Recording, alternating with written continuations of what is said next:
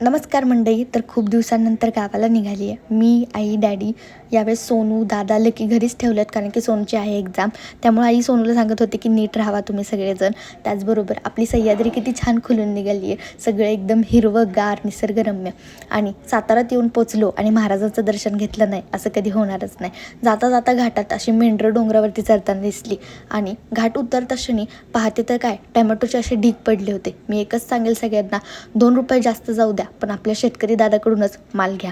आई, daddy सगळेजण छान असं आम्ही एन्जॉय करत निघालो होतो. त्यामुळे खूप भारी वाटत होतं. सगळं असं पावसाचं वातावरण ते बघून एकदम भारी.